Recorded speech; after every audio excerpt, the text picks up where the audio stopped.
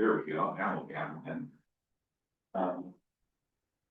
So it is, 6:34 p.m. Welcome to the August 26th, 2026 Parks and Recreation Special Meeting. This is a hybrid meeting with commissioners, city staff, and members of the public participating virtually and at the Aralaga Family Recreation Center.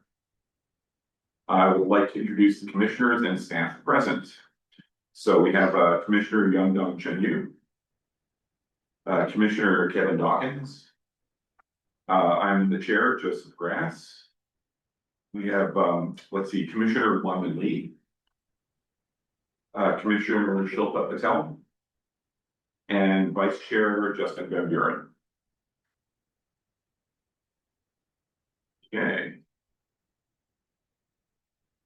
Okay, staff present includes Library and Community Services Director Nick Zegda, Management Analyst Ashley Dixon,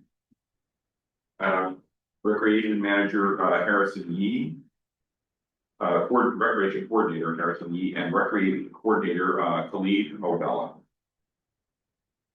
Ashley will be helping facilitate the meeting. Ashley, will you please take a moment and provide instructions to the commission and members of the public on how the meeting will proceed? Thank you, Chair. For members of the public who are attending this meeting virtually and wish to provide public comment, after the chair calls for public comment on the item you wish to speak on, please engage the raise hand feature at the bottom of your screen. For those who are attending in person, there are speaker cards available on the table. Please complete one and turn it into staff before public comment is called for the item you wish to speak on. If there are a large number of public commenters, the time limit may be adjusted by the chair in order to allow everyone a chance to comment. When your turn for public comment has arrived, staff will unmute you. Public comment portions of advisory body meetings are reserved for members of the public to provide comments directly to the commission. Commissioners can listen but cannot respond during this portion of the meeting. Conversations between commissioners and members of the public are not permitted during commission meetings. With that, I'll return the meeting to the chair. Okay, under public comment, the public may address the commission on any subject not listed on the agenda. Each speaker may address the commission once under public comment for a limit of 3 minutes. Please clearly state your name and address or political jurisdiction in which you live. The commission cannot act on items not listed on the agenda. Therefore, the commission cannot respond to non-agenda issues brought up under public comment other than to provide general information. Ashley, do we have any public comments? Are there any public comments for items not on the agenda? If you're online, you can use the raise hand feature at the bottom of your screen to raise your virtual hand. We have 2 comment cards. First is Andrea Balin. Balin? Yes. Balin. You may address the commission. Hi, my name is Andrea Balin. I live at 2015 Santa Cruz Avenue, way up there, and been there for a long time. And I don't know what district I'm in. I think it's District 6. Either 4 or 5, I think, up there, but It's Jennifer Weiss's district. that's fine. And we do, 5, okay, thank you. Okay, so I'm a member of the Menlo Park Pickleball Improvement Committee. And we've been a committee for a number of years now. And we are trying to improve the pickleball experience for everyone in our community, and as well as consider the tennis players who are near our court, Milan Court, the community, and overall safety and financial concerns as well.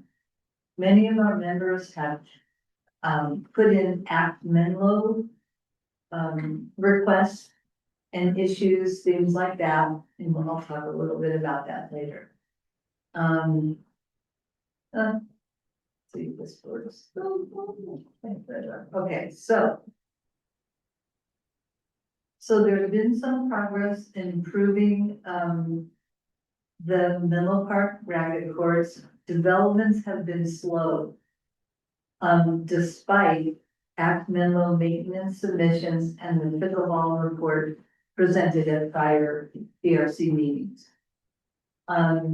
There are still some outstanding items. One is the court restriping at Kelly and the court resurfacing and painting at Nealon. So there's two pickleball courts in Menlo Park, Kelly Park and Nealon Park. So we just heard, so there's no confirmed timing for the court restriping at Kelly. Also, the wheel locks are broken on all 4 nets, which is a safety concern, and 2 nets need to be replaced. I'll talk more about nets in a minute. So at Nealon, the painting we heard was rescinded, the painting of the courts. We don't really know why, but it was rescinded, and what's an issue with that is, then, you know, it's really too bad because it would have made Nealon Park, pickleball park, close to an average pickleball facility on the peninsula. But it would still be below average, however. Both parks are below average pickleball in terms of pickleball quality and participation all throughout the peninsula. And there are many, many pickleball facilities on the peninsula. The other, okay, so, the other major issue are about nets. So I talked before about the netting at Kelly, but the wind netting at Nealon is deteriorating on all courts. Oh my God. Oh, that's okay. It's okay. So. Where the bottom half is falling onto the court and the barbs at the base of the fencing are only partially repaired. And that is a safety concern. And, the other thing is there's no signage posted there, which was one of the Menlo things, and with hours of operation. And there's been complaints because there's no signage and they thought we were overstepping, not we, I never heard that time, but we're overstaying our welcome. So thank you, because the light issue was finally taken care of and now they shut off at 10 p.m., which is the ending time for pickleball. In terms of nets, type of nets that are at Nealon, for example, are they're called pickleball net manufacturer, and it's not designed for outdoor use all year round. And some of our team, our improvement team, found other nets that have a 5-year warranty, a limited lifetime warranty, and last for at least 5 years. And it's called the Dominator Pro Mass Net, and is used at other facilities in the area. Oh, and I just want to say we're kind of double the time limit for public comment, so. Oh, we are? Yeah, so we, but I can ask you, could you summarize, and then actually I encourage you to just, you can chat with me right after the meeting. You Okay, can email me, I'd Well, be glad to chat with you afterwards. but so we're limited the, time. well, I don't know, I'll save the whole meeting. Oh, okay, or just email me, I'm on the website. Yeah, okay, so the Acmenlo issues, the nets are a major issue. And we can give you costs of that because there's a major cost savings with those new nets. And it would help Parks and Rec employees, less stuff for them to do and that kind of thing. Then I have one other question. Will Parks and Recs get, or could they get a tax ID number so that pickleball community members can make donations for pickleball? Is that possible? So they can't respond, but, we I can know. connect you with staff app. Talk more about that. Oh, okay. So, sorry, I guess, I mean, it's hard to figure out how to say all this stuff. I'm so sorry. But yeah, I'm happy to answer any questions. And I appreciate your comment, and you can email me, my address is on the website, and I'll be glad to talk to you, we can engage with you afterwards. Well, I'm not the only one. There are like 10 people or 15 on our committee, so, So yeah, tell your friends, and Yeah. glad to chat with them. okay, thank you. And I think some of them have talked to you too. Thank you for your comment. Yeah. Ms. McIntosh, you may address the commission. Thank you. I'm Chris McIntosh. I'm with Friends of Bedwell Bayfront Park. And I'm here to follow up on an email that I sent to most of you about the upcoming Terry Fox run at Bedwell Bayfront Park, which seems to be set to be a pretty big event. Nick has been super responsive about this and I really appreciate that. But I think we may need a bit of your help too. As you know, Bedwell Bayfront Park is absolutely a unique park within Menlo Park. It's open space. It interfaces with the wildlife refuge and all the wildlife and habitats there. And so I think permits there should have some different aspects to them than say a permit for Fremont Park or Neon Park or something. And I don't know if, I guess the police department is in charge of all these permits.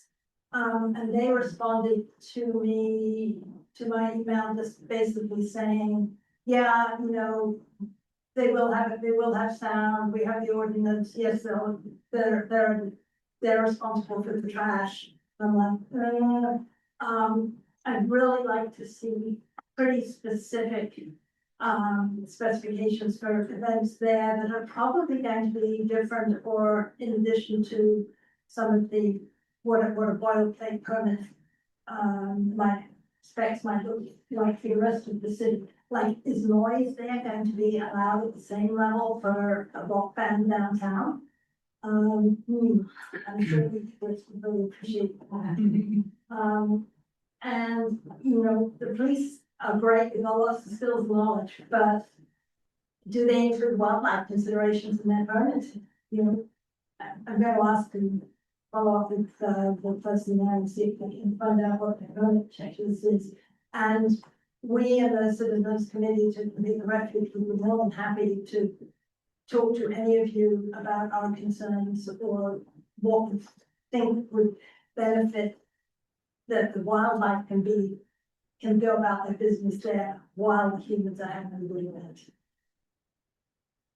So thank you very much. Thanks. Thank you for your comment. Are there any more public comments for item C1? What's item C? It's just general. Oh, No public comment. can I make one additional comment? No, it's fine. I forgot. The board of Okay, so next item is D1, the Parks and Recreation Commission update and report out on completed self-guided park tours. Ashley, do we have any public comment on this item? Are there any public comments on item D1, self-guided park tours? No. Any public comments from any commissioners today? Or sorry, no public comments, any report outs on parks, sorry. Nope. Okay, Yes, that issue is closed, so let's go on to, let's see, moving on to regular business, we have item E1, approval of the July 22nd, 2026 meeting minutes. Actually, do we have any public comment on this item? Are there any public comments on item E1, approval of the minutes from the July 22nd, 2026 meeting? No public comment. Okay, thank you. With that, public comment is closed. Would any commissioner like to make a motion to approve the minutes? Make a motion to approve. And I will second. There's a motion to approve the minutes from the July 22nd, 2026 meeting. Commissioner Chanyu, how do you vote? Commissioner Dawkins, how do you vote? Approved. Chair Grass, how do you vote? Approved. Commissioner Lee, how do you vote? Approved. Commissioner Patel, how do you vote? Approved. And Vice Chair Van Buren, how do you vote? Approved. The motion passes unanimously. Okay, next is item F1, the Library and Community Services Department updates and statistics. Item E2. Hmm. We're going back just one slide. I missed E2. Next is item E2, the recommended Parks and Recreation work plan for 2026-27. So Ashley, do we have any public comments on this item? Are there any public comments for item E2? None. Okay, with that, the item is, public comment is closed and the item is open for commission discussion. And, I guess, can we pull up the, draft work plan?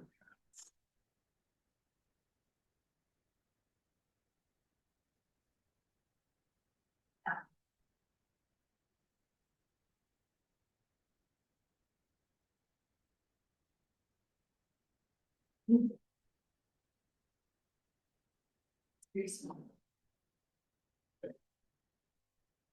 There we go.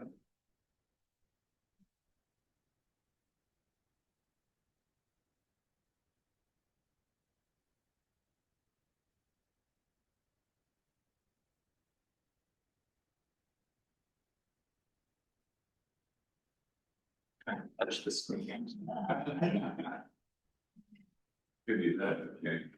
How's that? That looks great. That's very readable. Fine. Okay, advisory bodies. So we had some discussion about this at the last meeting. I don't think we got, but let's go through what we've got so far and we can see if commissioners have anything to add or any edits. And there you'll see some highlighted portions in here. The highlighted portions are anything that has changed from last year's work plan to this. So anything you edited last time. Okay. I remember that comment, great.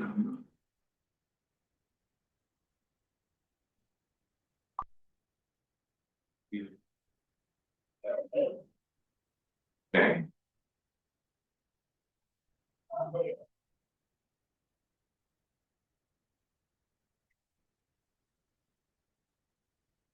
Okay.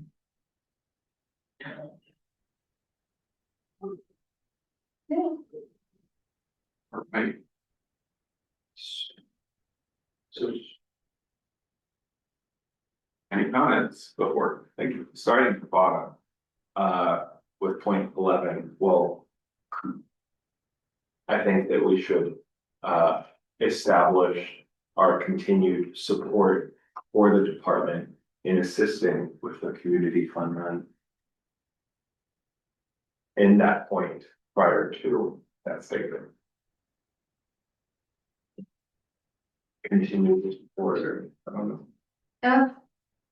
but I think we should, Established continued support for 6K community fund. yes. That's great, It does make it more action oriented, that's very vague. thank you. Yeah. Great. There was separate goals too, it's like support the existing goal and then let's maybe have that as a separate item.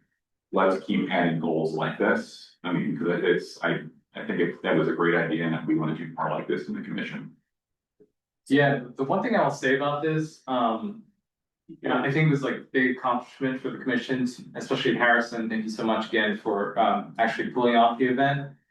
But one concerning thing is that, given the city budget and how BLF is really affecting, how things are balancing. Every time I hear, city council, I think the first thing that is cut are recreation programs. So I find that so pressing, and disappointing, and I think we should advocate as much as possible so that, you know, the things that we do and the things that we support aren't first to be chopped. So, yeah, obviously, you know, they're trying to do their jobs and balance the budget, but you know, sometimes recreation programs shouldn't be the first thing, so, yeah. Yeah.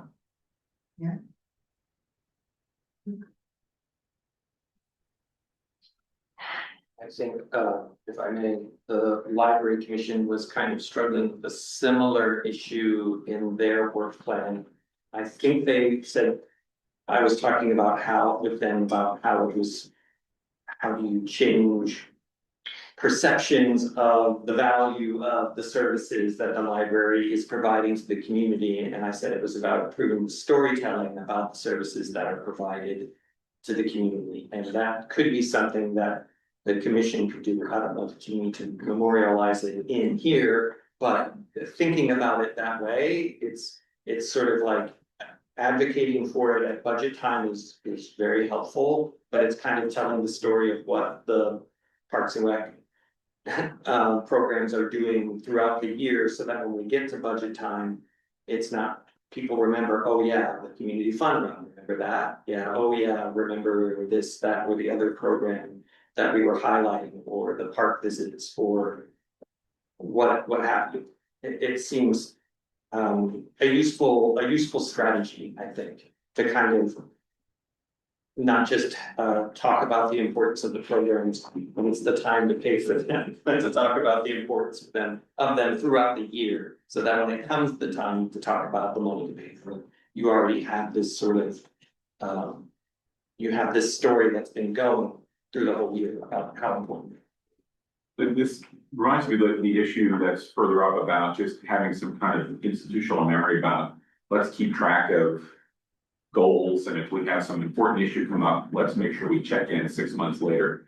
So we should also have more of an institutional memory of like, hey, these are the big things we did this year. We present to city council like we just did at the end of the year, but let's also make sure we have that list as a commission so we can bring it all up at budget time. We just have that list. Yeah, and something is like just from tonight, so the park tours that the commissioners have gone on, if we have like a few little snippets, a few phrases, some photos, or even little short videos of commissioners at the parks, we could push that out either through the LCS newsletter or through the city channels, the city social channels. Doesn't have to be a big deal, but that sort of steady flow of things can help people think of the services that we're providing in different ways. We could also periodically, taking turns, start presenting these stories to city council at their meetings during open comment, beginning of the meeting. Just go and sharing stories with them. But I agree with you that the codification of our lobbying efforts do not need to be made apparent in the document we're getting them to approve. Yeah, I think it seems less like lobbying and more like sort of advocating for the value of something if you're doing it throughout the year, whereas if you're doing it right at the end of the year in the budget time, it's sort of which but they both are, but I think they hit on it differently. Yeah, this is kind of a crazy thought, but if anyone has played a video game called SimCity, there's like a morale stat that is kind of determines how happy the citizens are within your city.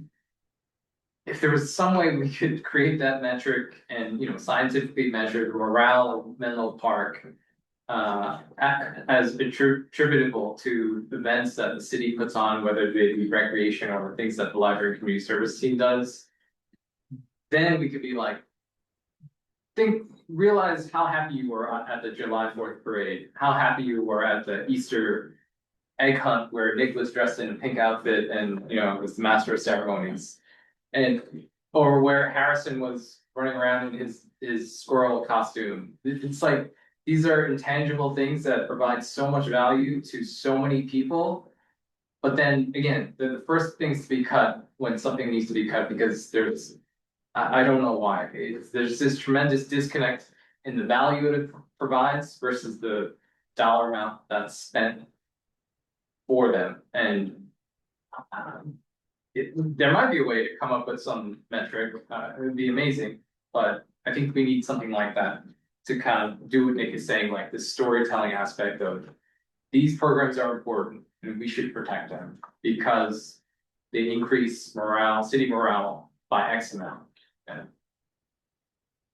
Okay, so this document, so let me propose, so with your idea, why don't we have an issue for tracking, we have a line for tracking issues. So let's have another goal that just called, like, maybe, let's track accomplishments and communicate that out to the community.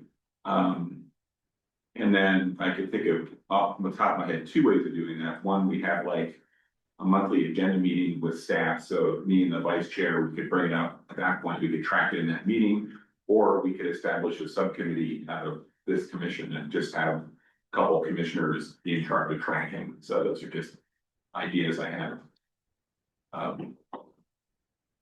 like I said here, maybe we can organize some subcommittee based on like the interest areas or topics, so we can get topics from different areas tracked, for example, like the community events and then like the parks and the sports fields and then the programs and the things like this.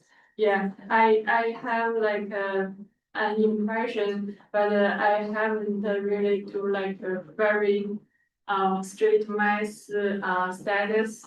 I think over the last year, we talked a lot about like amazing programs and the community events and the library, the recreation classes provided and and all those youth like YAC programs, but we compared to this, we talked less about like the parks, playground and the sports field, like tennis courts, pickleball courts, and like the soccer fields, all these things. And I hope we can use some systems as the chair proposed to establish some system to track all those topics to make sure we get everything kind of on our radar and not just for the existing like recreational facilities like parks, playground and the sports field, but also for the future development. They're like currently as far as I learned, there are several huge areas in Menlo Park are going through like a planning review for some development, or there is some areas under discussion about if we're gonna do some grant development, and I hope like recreational facilities like community parks, playgrounds and the sports fields can be considered while we are doing the new development for the city. Yeah, that's an interesting idea because there was a review, a planning commission review on Monday night for the upcoming USGS project, Yes. which is right next to the Park Line project, which is going to be right across the street here. And so following along with those and sort of seeing what is being proposed as recreational space in those projects is going to be important, especially as the city starts to grow.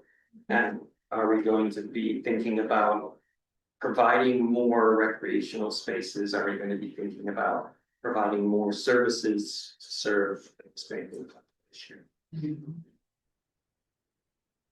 Yeah, so that, there was like you mentioned like there's a park line meeting tomorrow and I think it's good for commissioners to be there. We can't speak for the commission, but I'll certainly be there speaking for myself. But I think the more we're visible as commissioners, just attending these events and finding what's going on, the better. And then we could always, as commissioners, we can do that in our individual report outs. We can talk about what we saw at these meetings, and then we can also add things we think should be on the agenda at the agenda portion of the meeting when we get to the agenda. So I see, actually, so you captured what we were talking about, which is highlight the benefits the recreation services provides to the community. And I guess we want to keep track of and highlight.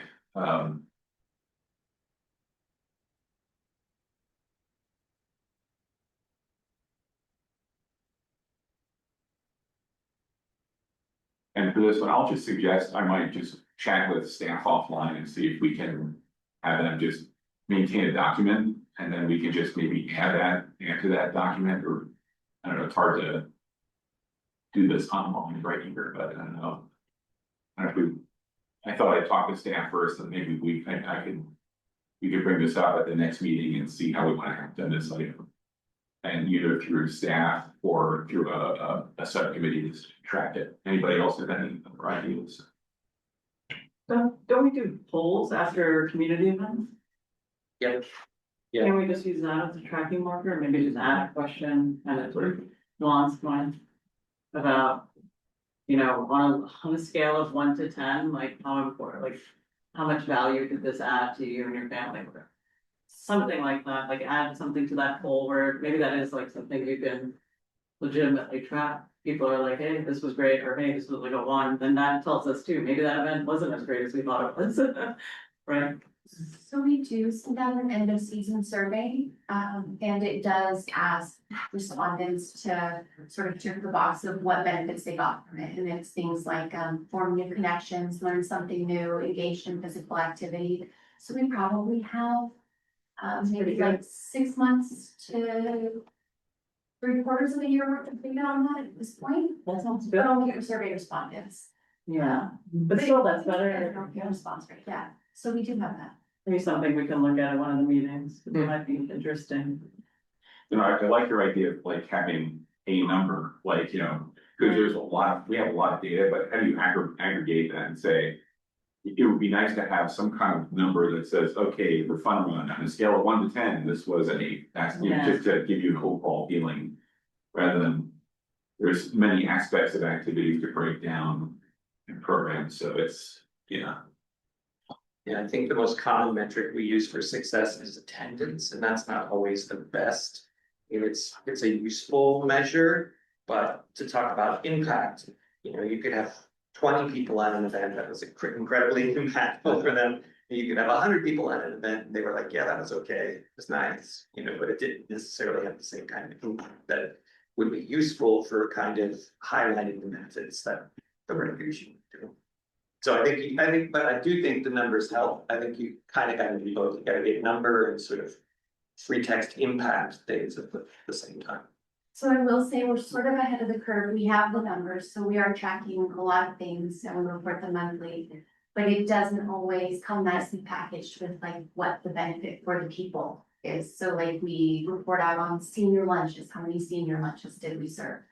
But it doesn't get the whole picture of like, how many of those people was that maybe their only lunch? Or how many people don't have family that live in the area and this is where they get their social connections from.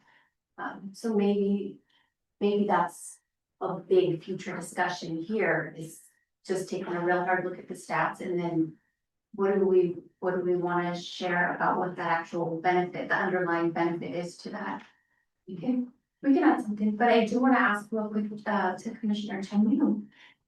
I didn't have the words to like appropriately capture what I think you were trying to say about like sort of assessing what we currently have. And then maybe looking to the future to make sure that our facilities and parks are gonna meet the needs.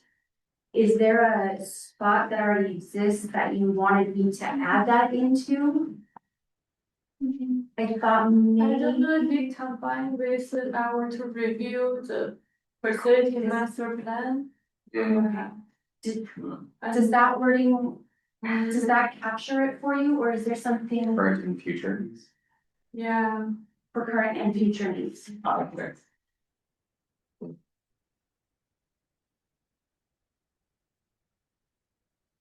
and also how can we tie in like or capture like the future development? So it means it's there for us. Oh, thank you. Sure. Thank you, appreciate that. Very neat, cool. Yeah, so I see what you mean. It's like, we should actually track, okay, we added these things to the facility master plan. There are like 8 things we think we really need to fix. And we should track that as a commission, like, okay, when are we gonna get this done?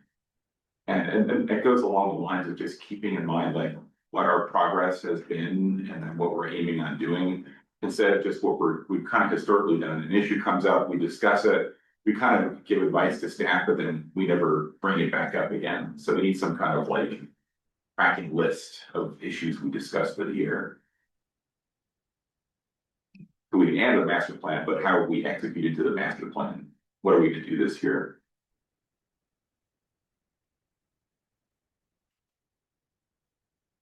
I think we lost like establishing new, so we have established continued support for 6K community fun run, but I think. The second part of that was to, or maybe it could be a new one, but it was to establish new. Community events, wasn't it? Or explore opportunities for new community events. Yeah. That gives us an out, we don't have any money, so. Unless we get the public to pay for it, which, you know. Like some donation, like for I don't know, I'm not sure the state policies, but for like recreational facilities like parks and the playground, usually we can do donations and honor the donor's name.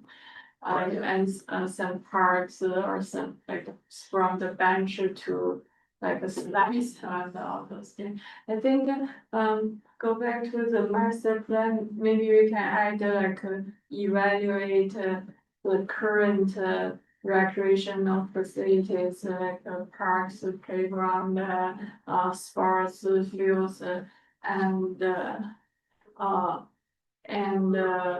maybe propose a list of renovation priorities and things like this.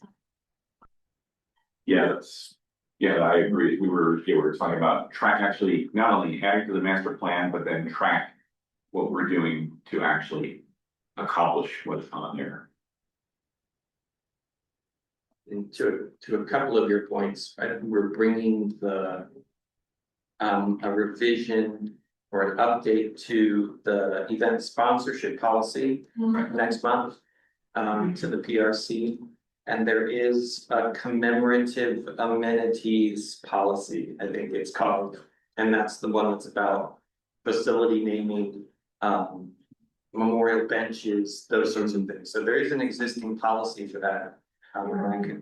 We could bring that just for your, as an info item, just so that we kind of resurface it for you guys, but I think we are going to talk about updates to the sponsorship policy next month, because as we are feeling like we're almost all the way back from COVID now, the event sponsorship policy was written right when we were coming out of COVID, and so I think it kept things sort of smaller scale, and we are getting Harrison's experience and the commission's experience trying to find sponsors for the fun run, where we were thinking maybe these levels are a bit too low, and so we're thinking of adjusting some of those, and then also sort of giving ourselves some leeway to be able to accept title level sponsorship for if a company wants to sponsor a whole event, which has been done in the past but isn't in our current policy. And just following that, does the city have any plan to like improve like the to lower the staff, like, vacancies rate, or to. It would be great. To fill the staff vacancies, since most of the vacancies are in the department, the CIP. Division of Public Works, which is the department that deals with those large scale projects. So that's why things are taking a lot longer. Things take a long time in cities anyway. They're taking even longer now because of the vacancies in the capital improvement project team.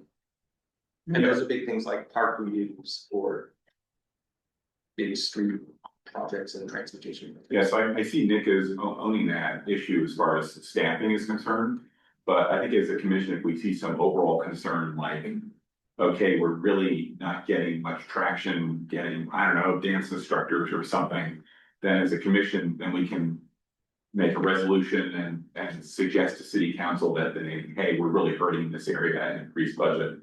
But as a matter of course, I think staff that's up to Nick to, staff up the department. He'll let us know. Be sure. Anybody else?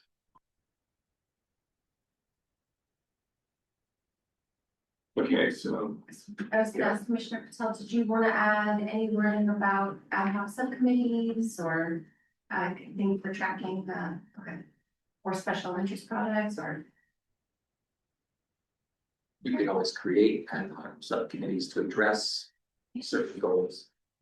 Doesn't have to be written in the plan necessarily. Yeah, my thinking is just, I wanna chat with staff a little bit offline myself, and maybe I could bring this up at a commission meeting. I wanna give them a chance to think about, how they can interact with us.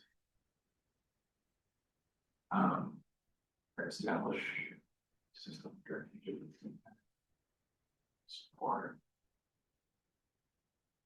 Actually, speaking of other organizations and getting funded, we talked before about partnering with the community. As far as like the Friends of Menlo Park concept, do we want to put an item in for like, start to reach out to community groups to work with, the commission? I don't know, or do you want to just leave it up to each individual issue as it comes up? What do you think? I think it gets a little tricky to have an official city body sort of officially advocating for raising funds, and so it's probably better to keep those two separate. I think it's fine if individual commissioners are involved in that effort, but I don't know if we want to memorialize it in a word plan necessarily. Talk me out that one. Maybe That's probably about it, but. No, that's good feedback about about raising funds, but maybe just in general partnering with. Partnering with community organizations or support groups, something like that. So are you saying establish like commission liaisons for affinity groups or something? Yes, something like that. So for example, we had Friends of Bedwell Bayfront Park come and talk. It would be nice to just routinely engage with them. And make that a little bit more official. I think that's fine, and in fact, that's something that's in the library commission's work plan, for instance, because they have longer standing affinity groups, the Friends of the Library Foundation, so they have established. I don't know if it's in the current work plan, but they have established over time, official commission liaisons to the Friends of the Library. Great.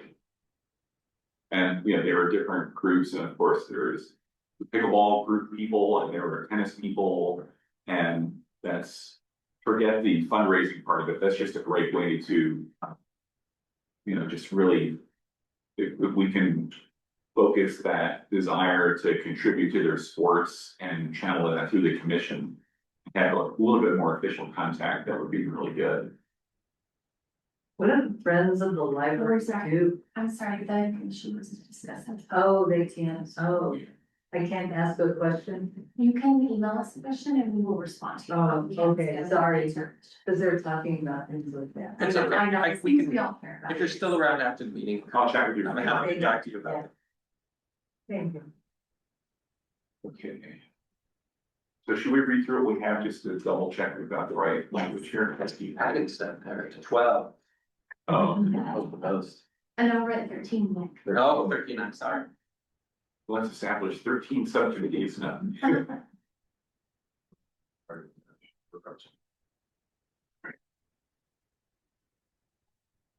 Okay, number one. Any feedback on one? That's an old one. Okay, and then two. Let's go ahead. Okay, I'm glad we got BHCC's separated out, okay. Three.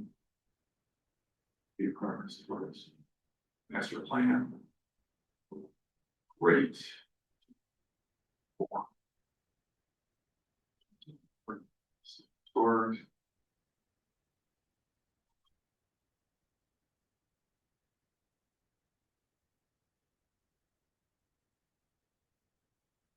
That's 5 and 3 have some similarities. Exactly.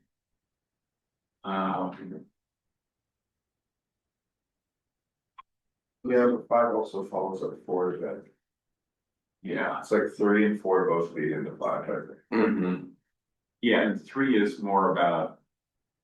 The master plan could be more than just facilities, it could be like. Just increasing maintenance or adding instructors or whatever. So.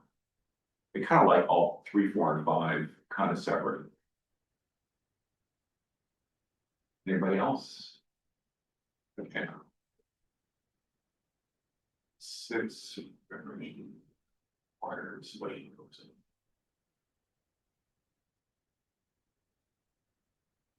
Okay.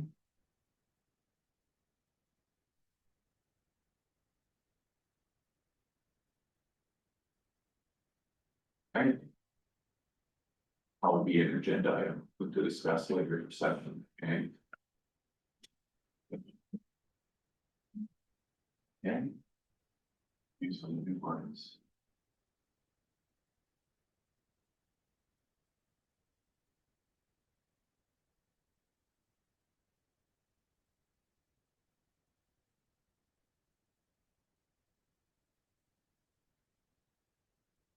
Good to me. Anybody have anything else to add?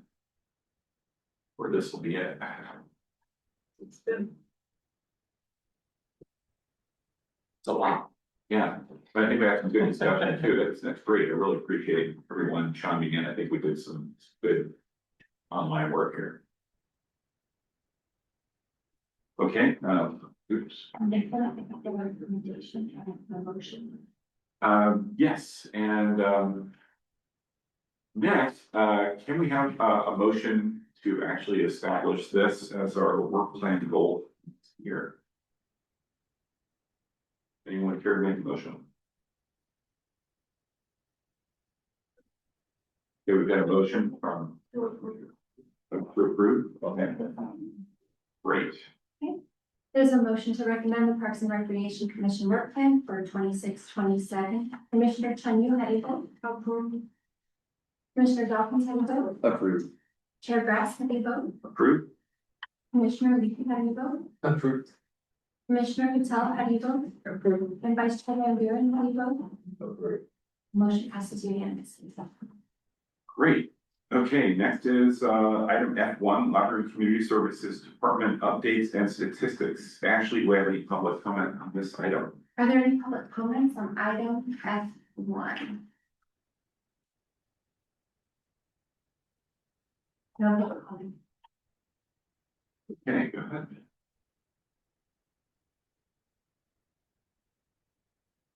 Informational items. I think Nick wants to share maybe a little update on the vehicle licensing. Oh, Is that okay? yeah, that's fine. So, don't know how closely you've been following the vehicle license fee issue. It is, complicated, but, the short story is that the city has picked up an additional, sort of clawback from the state of VLF funds that have already been paid out. So, if you remember during the budget process, the lead up to the budget process, I was talking about gaps that we were attempting to close. And we did make cuts. The city council approved cuts to the, stopped buying the extra aquatic hours provisions at both pools, which goes into effect on September 8th. and we're getting some feedback from the community about that. There was an additional, in the early part of this month, the state informed the city that, and the county, that there were additional funds that were owed back to the state from funds that were already paid to the city, which for Menlo Park, for San Mateo County, it's over $100 million, and for Menlo Park, it's like $5.4 million. So a lot of intense lobbying efforts going on at the county level with all the city managers and state representatives and senators for our region involved. Don't know how that's going to turn out, but that makes the financial outlook, which we thought was sort of settled for the coming fiscal year, uncertain again. I've been going out and talking to our different staff teams about it, kind of letting them know what we don't know. But there's some hope that we'll get some relief from the state.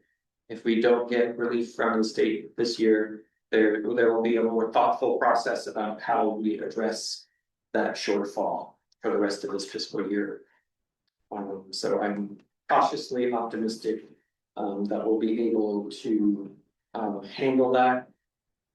Well, have to handle it. I'm cautiously optimistic that we'll be able to handle it in a way that's not disruptive too much to staff and to services. But it does mean a period of reduced resources when we thought we were going to be pretty much status quo with some cuts that we had. So it's apt to be a little choppy and a little challenging for the next fiscal year. The city does have some measures that they're teeing up, some revenue measures.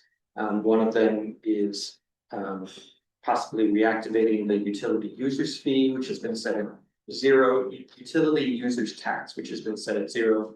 And then there's also a hotel that's supposed to come online next year in 2027. The city receives a significant amount of funds from transient taxes, teams, or hotel taxes as they call. So I'll keep you guys updated on that. Not good news, but I'll keep you updated on that as we go along. I've got a little bit of report outs from last night's city council meeting. There were 4 commenters on pickleball at last night's meeting in the public comment section. Oh, there were. Many of them were, 2 of them were complaints about the noise of pickleball. 2 of them were talking about tennis. So pickleball, tennis is emerging again as an issue. And so we are sort of as staff, we're kind of in a position where we're going to need some more direction from the council on how to proceed with this. But the chair and I have been talking about some things that we could do sort of maybe outside the box of commission meetings where there's not as much leeway for open discussions about things. So we'll work to develop those ideas and come back to the commission and let you know how that's going. But it is bubbling back up as an issue. The pickleball courts at Elon, which were initially a pilot project, have been there for a little more than 3 years now. It's been a while. It's been a little while. And the demand is great, as you heard earlier today from our public commenter. Thank you. So the demand isn't going away. So we have to figure something out as a city about how we're going to deal with demand in a way that hopefully doesn't pull things away from other user groups. So it's a tricky problem. Takes some time to figure it out, but pretty confident we can get to where we need to be with that. I talked about the aquatics hours. So if you get questions about that, it was a city council decision to stop supporting the purchase of those extra hours. There's been a lot of concern expressed from residents in the Bellhaven community about aquafit classes. I think we're pretty close to having a solution on that. In fact, we may even expand the aquafit or aqua exercise classes at Bellhaven, even though the hours there are going back to seasonal. So the schedule now is set by the contract with the operator, and it shrinks down after the summer season. When school's back in, it shrinks the minimum hours required shrink way down to 30 at Bellhaven. 63 at Burmese. Childcare, if you're interested, was in front of the council last night, and they took gave some direction to increase the childcare fees at MCC, but expressed support for the program and support for subsidizing that service to a certain level. So that's kind of what we went there to find out, is what level of subsidy were they comfortable with, and we found that out. And then finally, and I know we've been talking for a while, there was an update, an informational item, an update on community-wide special events, which we do every year, and that sailed through without any questions or comments, so that's a good thing. That means we are planning right now, barring any changes, to do our normal slate of community-wide events. That's your tree lighting, your Halloween, hoopla, your 4th of July, your egg hunt. Juneteenth. Trying to pick the other sort of biggish ones that we have. Those are the ones that are gonna be lined there. So. Stop. Okay. Also in the staff report, conveniently. And the Susie survey was months. So we can, yeah.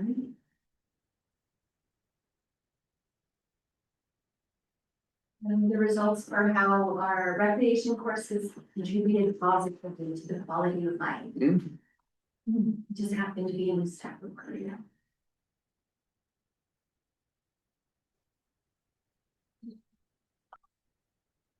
That's my living.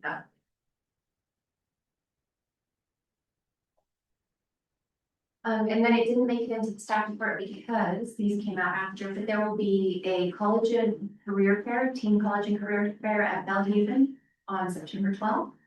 And on September 18th will be movie night at Bellhaven Community Campus, an outdoor movie night.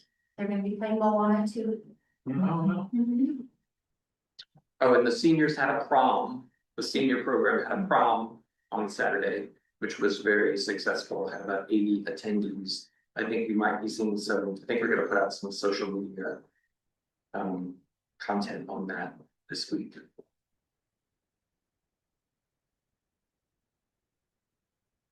What would capacity for that senior prom be? Should you target growth for next year? Well, I can tell you what the sort of capacity the lunch service program is, and that's about 60. So that's how many they can cook for regularly. So because they're not doing full meals, they can do a little more, but the special events with the seniors usually run from 50 to 100. So 80 people for senior prom is great. 80 people is really good, yeah, for the senior prom.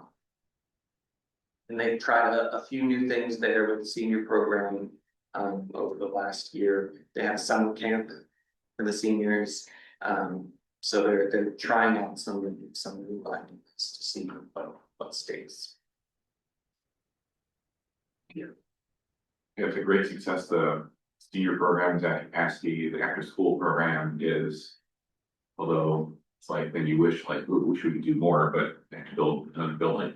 So. Yeah, at the HCC, the after school program is at capacity. And are there long-term plans to expand senior lunches over here at this campus, or? There haven't been.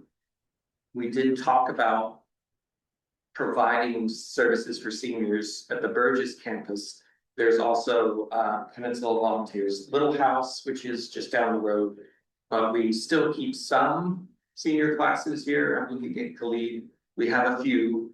But it's not as robust a program as the senior center, but it was very successful when it was temporarily here while the piece was being constructed.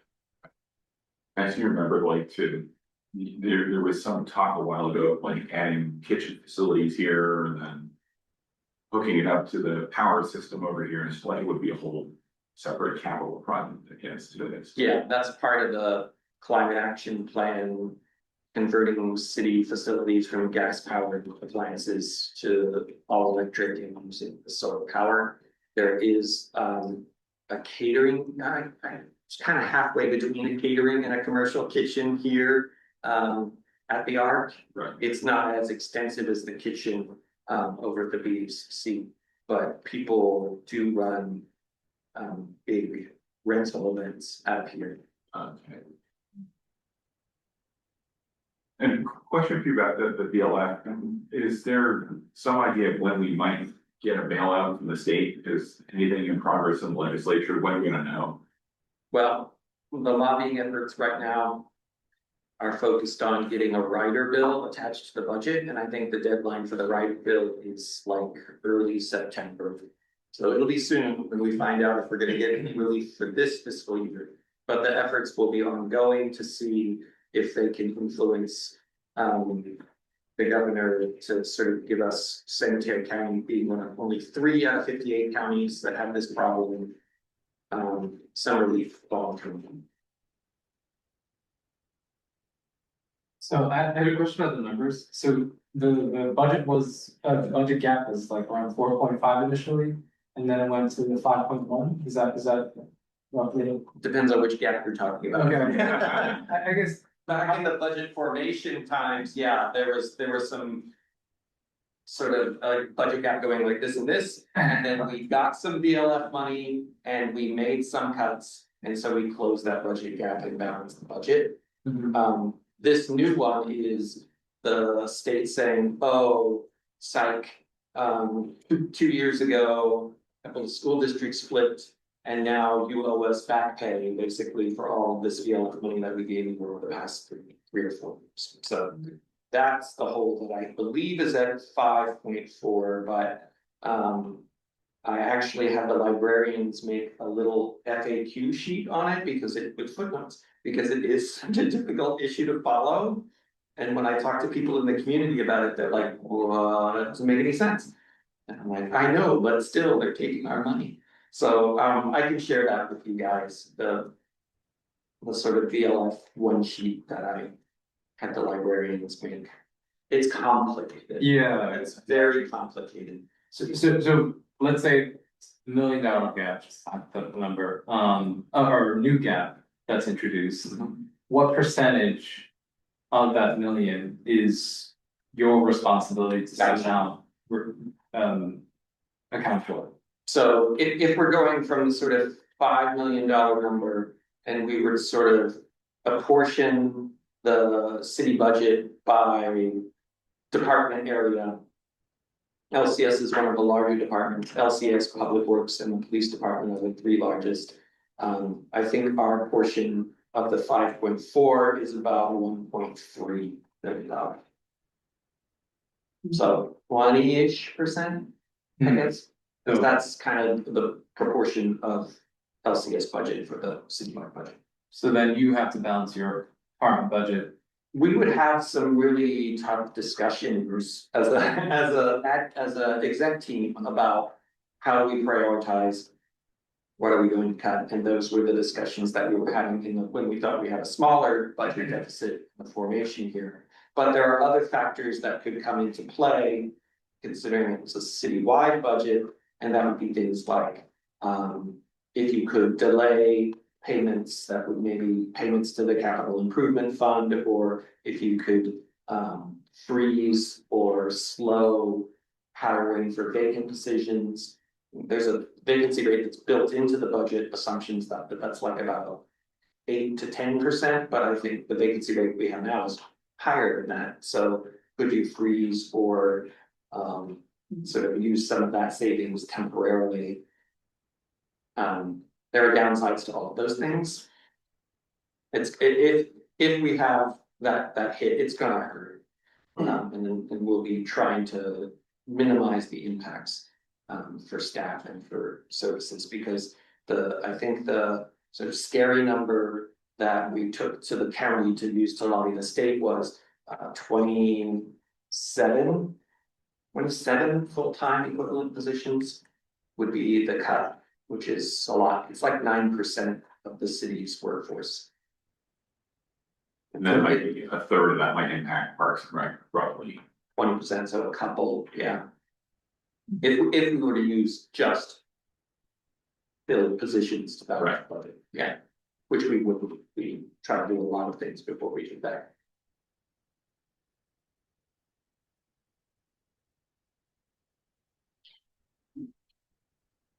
Great, okay, and then, yeah, maybe we'll agenda is for a couple meetings later, an update on how we're doing. Absolutely, yeah, I think that would be a good idea. Any other comments from commission members, questions? Okay, all right, let's see, next item.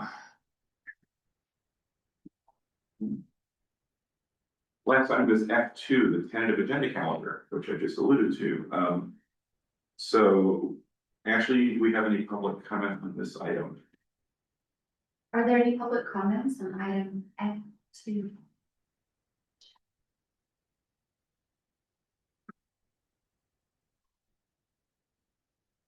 No public comment. Okay, thank you. With that, public comment is closed. We'll open the item for commission discussion. So let's go to work. It's a comment.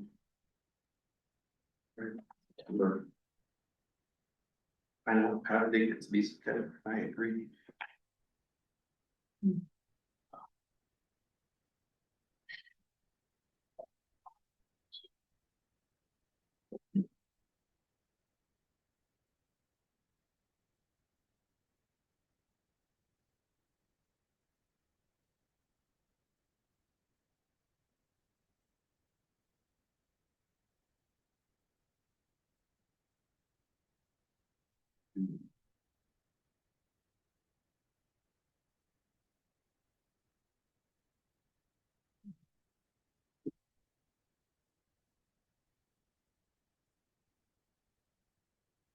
So actually, we have the final approval for the PRC work plan September 23rd meeting. So we still have.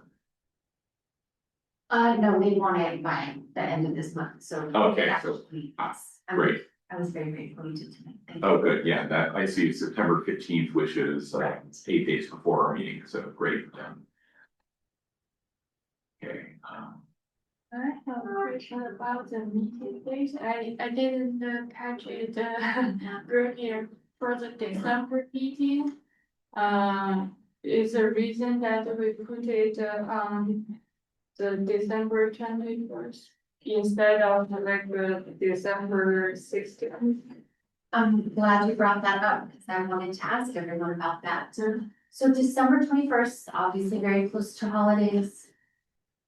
The week before that, there's, because it's a joint meeting with the library commission. So if we did it the week before that, on the day that falls on the library commission day, that's a Monday, and another commission is already scheduled for that day. The city clerk doesn't like us to overlap because they want community members to be able to attend any meeting without us impeding with their attention. Can we pick another day? Does the group want to pick another day? And then what would library commission think about that? Like, we can bring it to them. We can look at the city right calendar. Yeah, we didn't have a forum last time, so that could be a problem. So let's. Any commission members? Tasty food. It was delicious. It was more food for whoever showed up, but it wasn't a meeting. Anybody else have a problem with December 21st? But I'd certainly like, young them to be able to attend. Sorry, if we did it the week before, planning commission is on that Monday, city council is on that Tuesday. And then environmental quality commission is that Wednesday, but Thursday the 17th is free. That looks fine to me.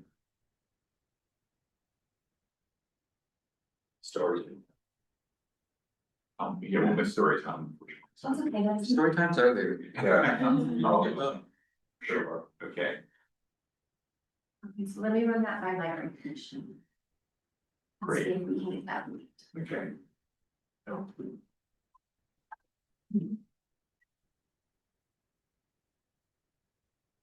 And I think I heard a few things to add, sort of. Bike rack, parking lot items. I heard. Something about the yak. We're talking about. Talking about the commission's relationship with the yak as an agenda item. We're talking about assigning liaisons for Parks and Rec affinity groups. Great. Got yak on there already. Okay. Good. Actually, it's on that. PRC liaisons. Great. And we have, oh, bike racks is like just the city's EQC term for a parking lot. Instead of parking lot, they want to have a parking in bike rack. So, funny. But actually, I have heard about bike racks from a couple of different places. Somebody wanted an additional bike rack here in front of the art. And one of my parents wanted a new bike rack over in front of the. We could agendize that, talk about bike racks. Yeah. Maybe you can see.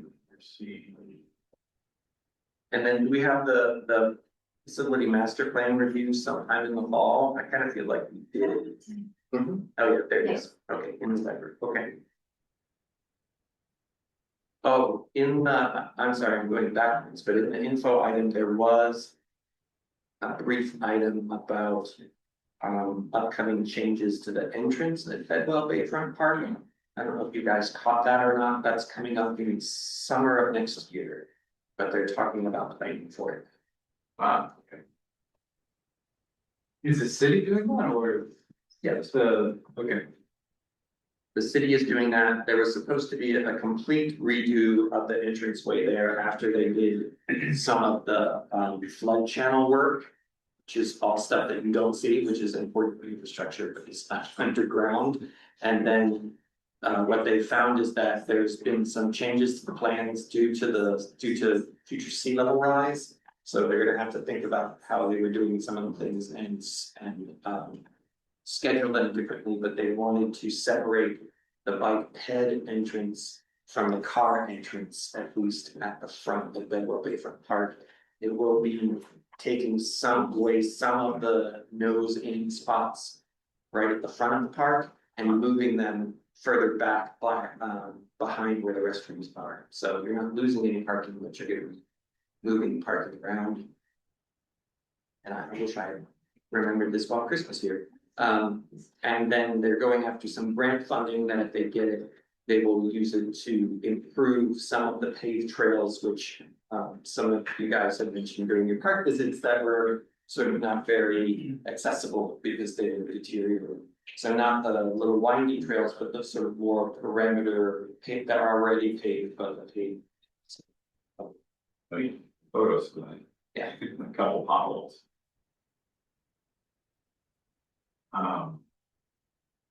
Okay, great, and then. Let's see, so the next meeting is Parks and Report House. Okay.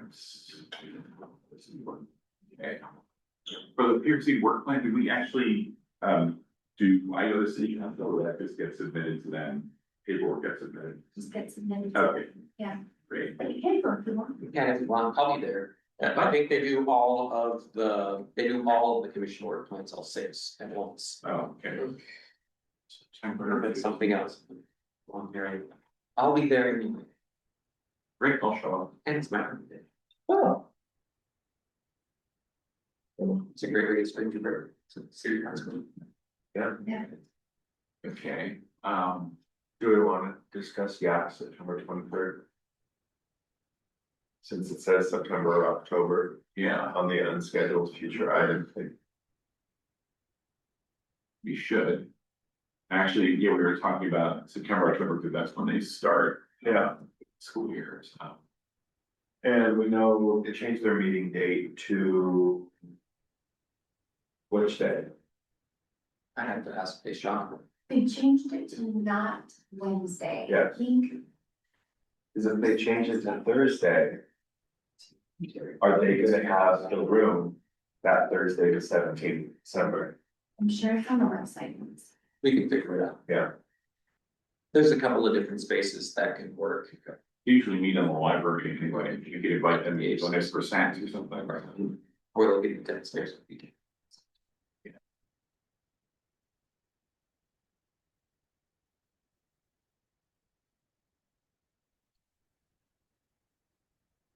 Sure, and they have, just so Deshaun is the advisor, you know. Do we need to update that? Does it say that will still?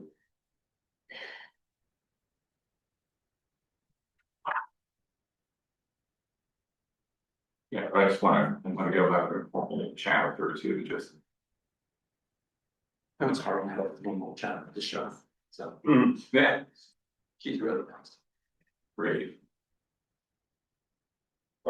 Yeah, the bullet below that still says that their meetings, fourth Wednesday of the month. They're not. So, yeah, so they. I will ask her. Thank you. So do you want to put down the October or the September meeting? I think September, yeah. Certainly talk about it. Yeah. They don't need necessarily to be in session for the PRC to talk about it and talk about how you'd like to work with them or how you like them to work in the upcoming year. And then they're gonna reach out. Yeah. Through their liaison ahead of time and we'll figure out what their meeting date is, then we can kind of. Chat for, I mean, it'll be like a 5-minute conversation about when their meetings are, if we wanna take turns going, if we want. How often we wanna go. Yes, I'll meet with Deshaun, if you want, you and I could have a meeting with her, just get acquainted, get her ideas. And then I encourage other commissioners to separately reach out, just. And see what her thoughts are, and then just talk about it at the meeting. Okay, let's see. So looking at October, what's on our, can we scroll down to the list of things to do in the agenda items? Do we want to review the master plan, in Oh, October? yeah, that's on there. No, not the work plan, the master, parks and the rec master. It's in November. Okay. I mean, what we could do is, we can tee it up by having an info item in October, just so that everybody remembers. And like a link to the Parks and Rec Facility Master Plan to give you some time to read it, so you're not trying to read it over the weekend. From a Thursday to a Wednesday, because it is long.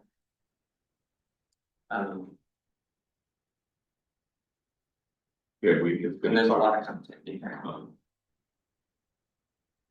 I think that's just an overall comment about the timing of the master plan. Right around that time, we're having a city council election. And so it's a good idea to have some idea then of what the master plan is and then start implementing it in January. So I think, and hopefully by then we'll know what our budget is gonna be like. And it could be a really crummy environment next year to talk about any facility improvements. So hopefully we'll know that. Do we want to add an agenda item for maybe October to have a quick report out from Nick on status of the VLS? Oh, sure. I mean, I can always bring it back as part of department updates as well. Great. But Yeah, but in general, for any like a facility improvement, from like sports field, parks or to playground, from the initiation of the idea till the start of the construction, usually it will take like 2 years at least. at least, yeah, at least, I mean, the Parks and Rec Facility Master Plan, one of the good things about looking at it is it has. It has a sort of ranking of projects already, because it's supposed to be a 10 to 15 year plan. And we can see which ones have been done and which ones haven't been done since 2019 is when it came out. 2018, 2019. But maybe that could be one of the discussion points, you know, now this has emerged. Or this issue, maybe we need to sort of put a pin in it so that when we go back into that Parks and Rec facility master plan. We remember when we dive back in, because that facility master plan is what Public Works and the capital improvement project team are using to kind of prioritize projects. So the Burgess redo of the playground and the Willow Oaks remodel were all called out in the Parks and Rec facility master plan. Where the funding from? It comes from the capital improvement program funding, which is a separate fund than the general fund. Money there comes from developer fees, some comes from payments from the general fund. Get the finance director here to tell us about how that funding works, because that is a little bit opaque to me as well, but I could try to cook something up on that. Actually, that'd be great. And that's along the lines that we've talked before about having presentations from different departments, like Public Works itself, just to talk to us about what their list of projects are, how they function, how they work. And then there's, you know, budgeting and finance, so. I think I could probably, just meeting with my colleagues in finance, get a couple of pages on how the CIP program works. And then bring it here. And then we bring up the city's updated sponsorship for policies and. That's a good one. Right, so we're talking about the sponsorship policy update in next month. But we could do an info item on, what do we call it, commemorative amenities policy. Okay. Next month or October? Maybe October or If it's just an info item, it's a lot easier, because it's sort of like, here it is. Okay. Here it is, read it, kind of, Oh, yeah. when it's an info item. But if you want to talk about it and talk about, maybe we do that in September in September, and then if there's something in it that you're like, hey, maybe we should talk about this, then we can bring it back. Great, so we can agendize it at that time after we hear from you. Yeah.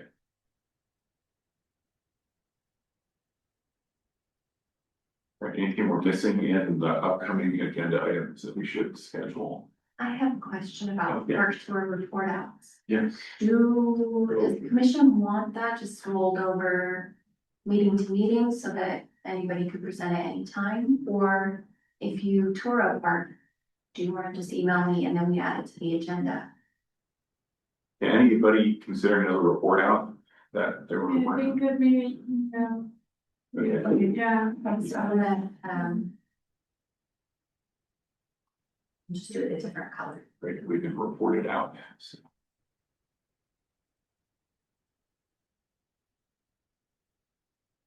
Or we could park it down in the commissioner reports section, that way it's sort of less of a thing, and then if it pops up, we can move it even. Get out the agenda to move it back.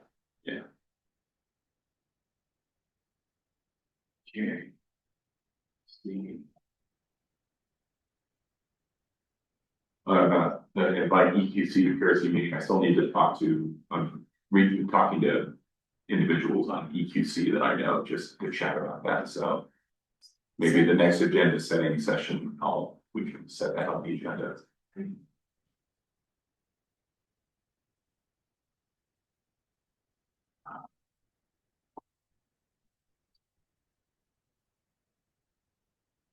All right, that looks good. Anybody else, something we should agendize for October? But I think the master plan is a pretty good big one for October.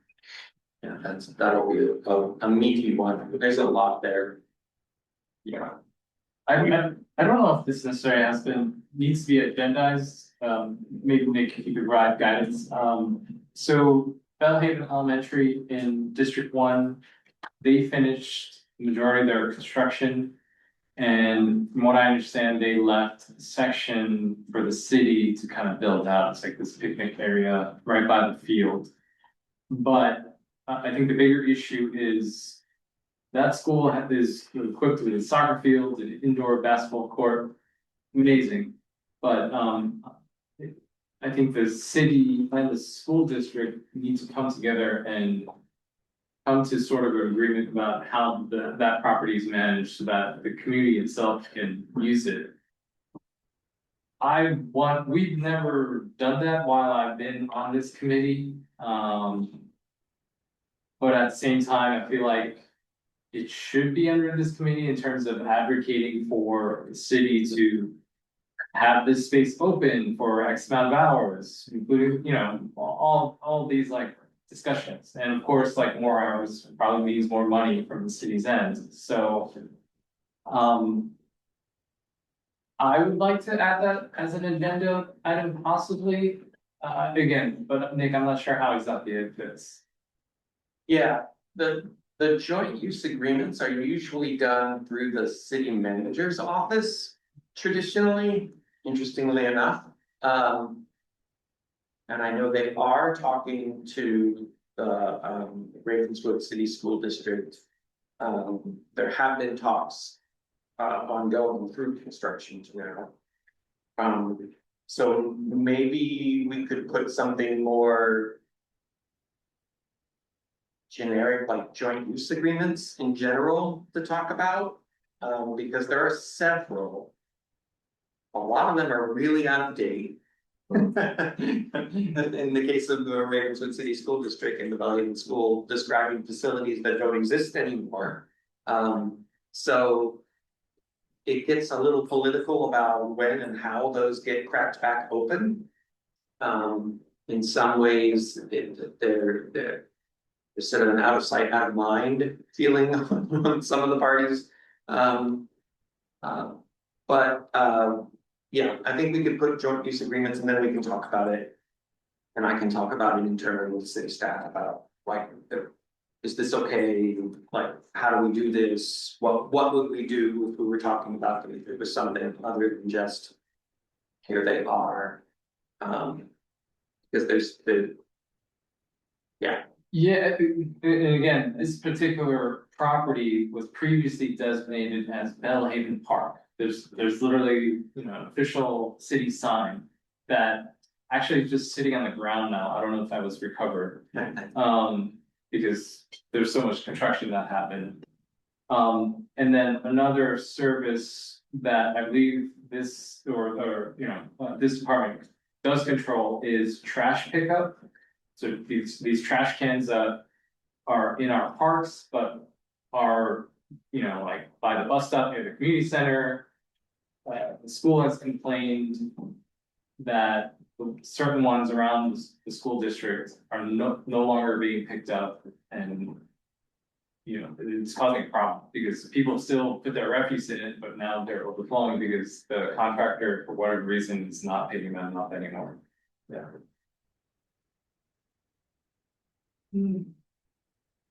Yeah, so I don't know if that again is part of the joint use agreement. I think it is, so it does affect people's lives. Yeah, I'd have to look at the agreement. Mostly trash pickup is Recology. Okay. So. It's just what's the city's contract with Recology, how often they're picking it up, or what's the mechanism for reporting getting it done, get picked up. Yeah, I see the same, it wasn't Recology, it might have been a subcontractor that picks up garbage from the parks, but also used to pick up garbage from outside of the school district, school grounds, basically. I'd have to check in with PW about that. Yeah. So I'd be interested in a report out on that to our commission. It used to be a park and now it's changed. It'd just be interesting to hear what it looks like now, what the plan is, and how trash pickup works, and it is kind of a park facility for the community, but it's run by the school district, so. I don't think it was ever a city park. Oh, was it? Oh, okay. No. We had some use of the playing field on the weekends and joint use of the tennis courts. But it wasn't ever a city park. Okay. So despite the sign, it was not a city park. But we could talk a little bit more about it. Yeah, that'd be interesting just to hear what it's like. You can do a report out, show some photos of what it looks like and, you know, that it's a recreation area that people use. So, Yeah, I guess again, I don't know if it's a park anymore. yeah, But happy to do a report if that's helpful. Next commission meeting. Art, we're reporting out. Yeah. it is interesting. It's not an official park, but it's a recreation space. It's like people go play at the MMA tennis courts all the time. Kind of interesting. There's a whole, you know, the tennis team is now in full-on tennis season, but during the summer, a lot of people just drop by and play tennis there, but not a park and rec facility, but it actually absorbs a lot of tennis playing over the summer. So.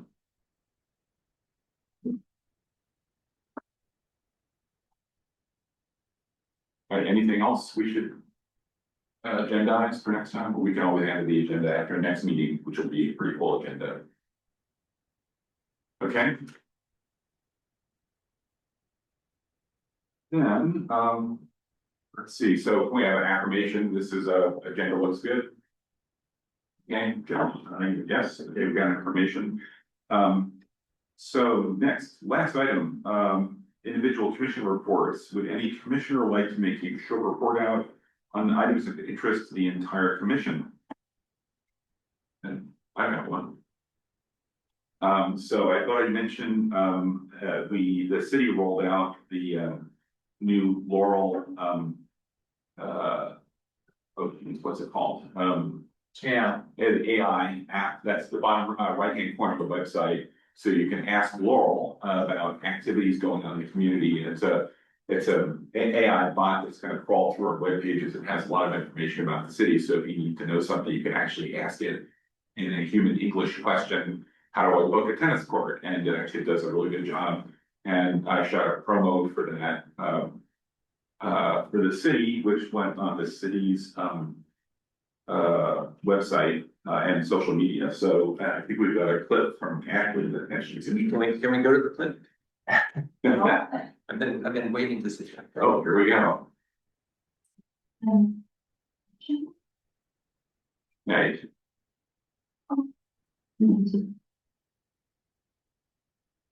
No.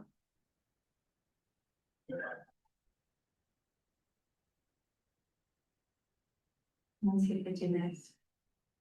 Hi,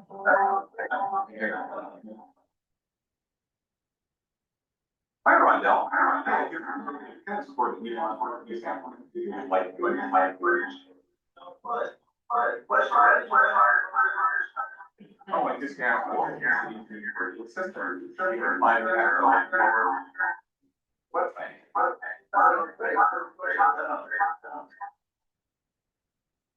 Laurel, this guy, the virtual assistant was there. They have trained about.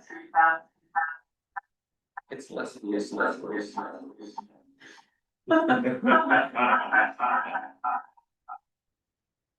My goodness. Yeah, it's decided like that's gonna echo this and then it's just continuing like a mirror effect. So you have to turn down the volume on that again. Yes. So unfortunately, that's just, that's gonna be, There were subtitles though, it's great there video, were. thank you. Great job. It's great acting, yeah. Very So our chair is a method actor. It's really nice. Should send it to some of my friends and they sent it to a bunch of other friends and actually now a meme. My friends made like emojis out of me and it's just, yeah. It's great. We should get one of, we were talking about metrics to measure morale following city events. We should get one of those things that has the sad face, the kind of sad face, the kind of. Happy or not, we have. Like one. where you push the buttons, but we should make them all different versions of your face. So you can have a smiley face and a sad face and a really sad face. I like it. Thank you.